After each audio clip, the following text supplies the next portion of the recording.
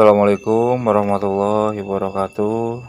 Kembali lagi bersama channel kami Obor Malam. Kali ini saya akan membawakan sebuah kisah yang ditulis oleh Hari Wijaya dengan judul Jangan Ketawa Keras-Keras. Oke, untuk link penulis dan link cerita akan kami cantumkan di deskripsi. Silakan kalian follow dan tetap support penulis supaya beliau tambah semangat untuk membuat karya-karyanya kembali. Oke, sebelum lanjut ke cerita, silakan kalian klik tombol subscribe dan nyalakan tanda lonceng supaya kalian tetap bisa mengikuti cerita yang dibawakan oleh channel Obor Malam. Oke, kita lanjut ke ceritanya. Jalanan penuh lumpur, terjal dan licin. Semua itu harus kami lalui beberapa jam lagi untuk sampai di tempat di mana kami bisa beristirahat. Saat itu hujan cukup deras di salah satu gunung di Jawa Tengah. Sampai-sampai kacamataku basah. Tapi karena hari yang menjelang malam, kami enggan untuk berhenti di tengah jalur, apalagi hari menjelang maghrib. Namaku Julham. Aku bersama rombonganku sekitar 11 orang. Kami ini memang sengaja mengisi liburan kuliah dengan naik gunung. Dari 12 orang itu, 4 diantaranya perempuan. Selama perjalanan, kami terpisah menjadi 2 rombongan. Aku dan teman dekatku Aldi berada di rombongan kedua yang berjumlah 6 orang. 4 laki-laki, 2 perempuan. Sementara 5 orang lainnya sudah berjalan di depan dengan dipimpin senior kami. Keadaan waktu itu sudah lumayan lelah. Ditambah dengan hujan dan jalur yang licin, kami benar-benar harus menjaga konsentrasi dan juga berdoa agar semua dilancarkan. Setidaknya sampai pos 4 di mana kami akan bermalam. Syukurnya aku masih bisa fokus walau tanpa kacamata. 2 orang perempuan di grup kami jaga semaksimal mungkin. Jangan sampai ada yang terjatuh. Setiap beberapa menit sekali, kami juga rutin menanyakan keadaan fisik mereka agar tidak drop tiba-tiba. Sesekali juga kami berhenti untuk beristirahat. Hanya sebentar untuk meregangkan kaki dan mengatur napas. Seterusnya kami lanjut jalan karena kondisi memaksa kami untuk cepat sampai ke pos 4. Singkat cerita, sampailah kami di pos 4 sekitar jam 8 malam. Pos 4 ini berupa tanah yang cukup lapang dan landai. Di samping kanan jalur pendakian. Di sana 5 orang yang sampai duluan sudah mulai mendirikan tenda. Ada beberapa tenda pendaki lain. Tapi untungnya masih ada tempat untuk kami. Para perempuan kami instruksikan untuk memasak dan semua laki-laki mendirikan tenda. Setelah tenda berdiri dan makanan instan sudah dimasak, kini saatnya kami bersantai-santai sejenak. Suasana di sekitar pun seperti itu. Pendaki-pendaki di tenda lain terlihat berkumpul sambil berbincang-bincang di luar tenda. Gila, capek banget gua. Si Risa minta digendong tadi, kata salah satu senior kami mengejek salah satu perempuan di kelompok kita. Aku yang saat itu sedang makan hanya bisa menyimak mereka bercanda. Sampai akhirnya salah satu perempuan itu, Yuni, berujar padaku. "Kita tidur di sini?" tanyanya.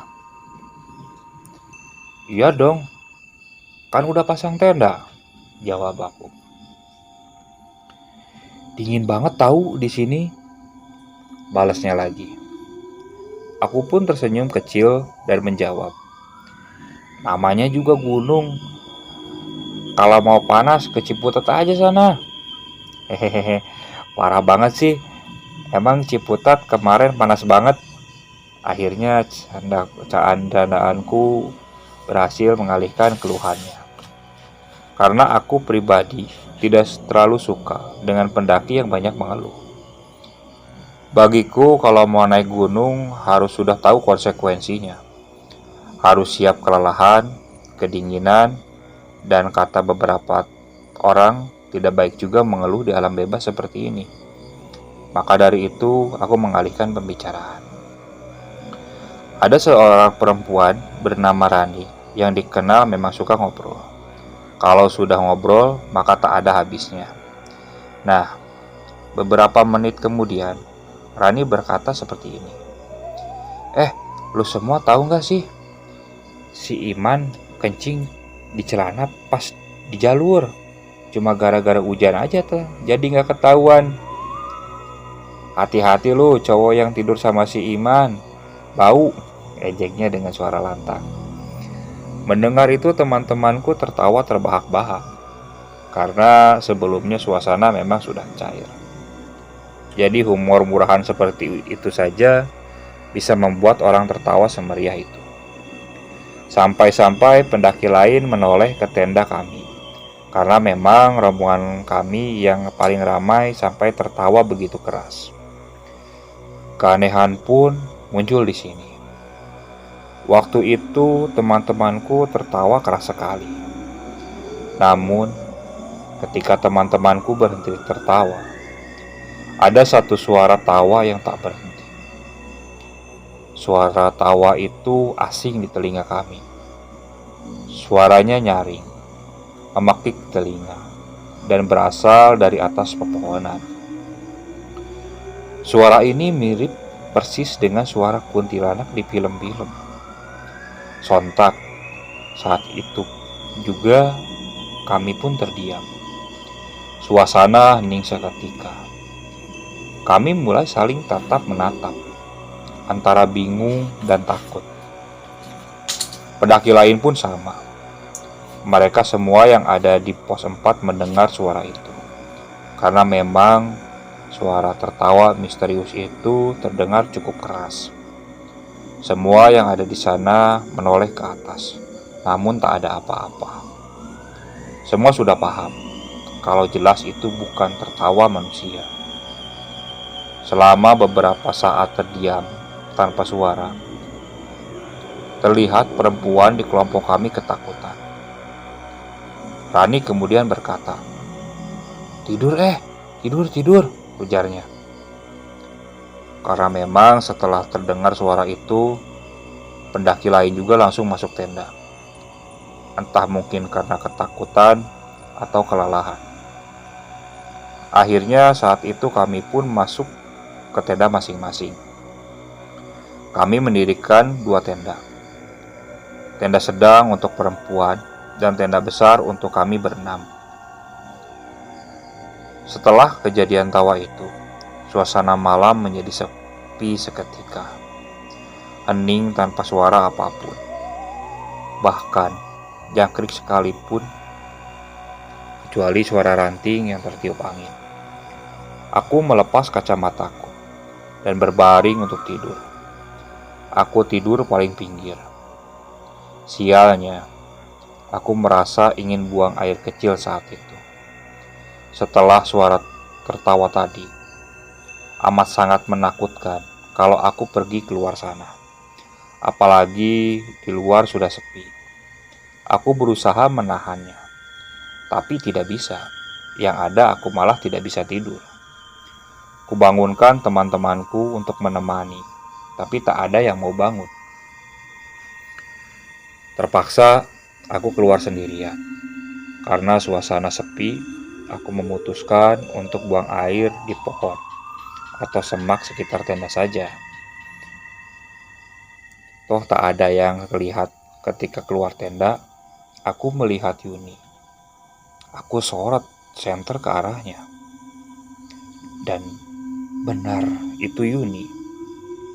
Aku berjalan ke dalam semak-semak sendirian. Entah kenapa, aku merasa ingin mengikutinya. Karena menurutku aneh saja. Aku sudah menyorot dia dengan senter, tapi tidak menoleh ataupun berhenti. Karena takut dia kenapa-napa, jadi aku ikuti.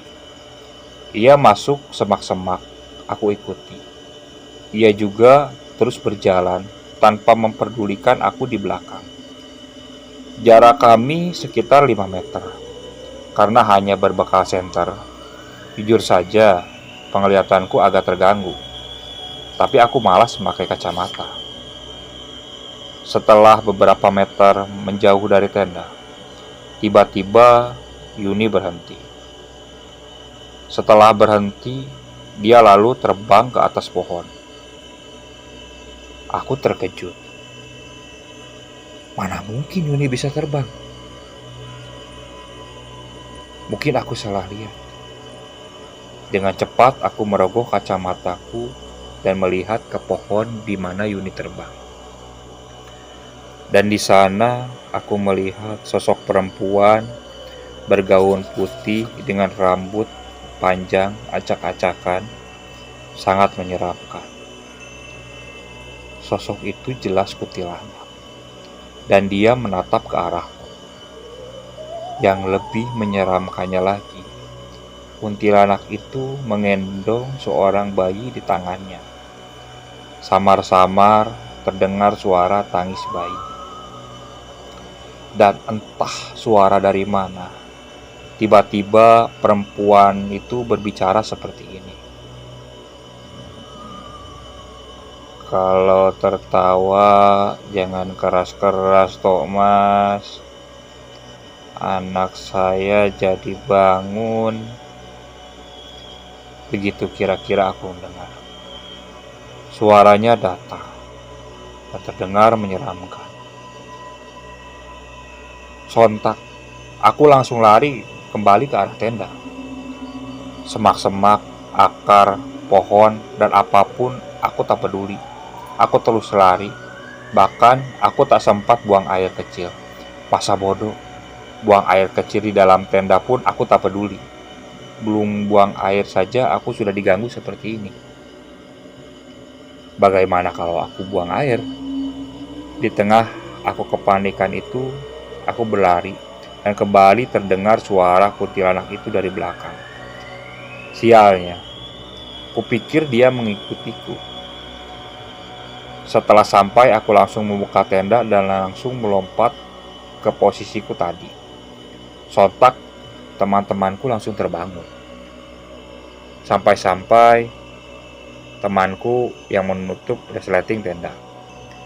Aku pikir setelah masuk tenda semuanya berakhir. Ternyata tidak. Terdengar suara bayi menangis dari luar tenda. Jelas sekali. Anehnya, teman-temanku tak ada yang mendengar. Mungkin karena sudah nyenyak. Saat itu juga aku membaca doa-doa. Wajahku sudah pucat, tak karuan. Aku coba mengatur napas dan berusaha tidur. Syukurlah berkat kekuatan doa dan lindungan Tuhan, aku yang semula sulit tidur, jadi bisa tidur. Selama tidur, aku sudah tak diganggu lagi. Yang aku tahu, Aldi temanku membangunkanku jam 2 dini hari. Suasana saat itu sudah ramai dan banyak pendaki yang sudah bangun. Jadi aku tidak perlu takut lagi. Kami sengaja bangun pagi karena memang mengejar sunrise di puncak. Singkat cerita, kami melanjutkan perjalanan pagi hari dan berhasil mencapai puncak. Sebelum turun gunung, aku berpesan pada seniorku agar usahakan kita sudah di bawah sebelum malam. Tapi karena kondisi fisik yang sudah sangat lelah, kami agak lambat sampai di bawah. Syukurlah, walau sempat bertemu malam, kami tidak diganggu lagi. Setelah itu, kami semua pulang dengan selamat. Di tengah perjalanan pulang, para perempuan bercerita kalau malam itu saat menginap di pos 4, mereka pun mendengar suara tangis bayi. Ya, ternyata malam itu bukan hanya aku yang mendengar suara itu. Ternyata rekan-rekan yang lain yang belum tidur juga mendengar suara yang sama. Oke, sekian cerita kali ini. Mohon maaf apabila masih banyak kekurangan dalam menyampaikan cerita. Kritik dan sarannya silakan kalian bisa cantumkan di kolom komentar. Apabila ada pendengar yang mempunyai kisah mistik, silakan bisa kalian ceritakan via email yang akan kami cantumkan di deskripsi. Oke, sekian. Assalamualaikum warahmatullahi wabarakatuh.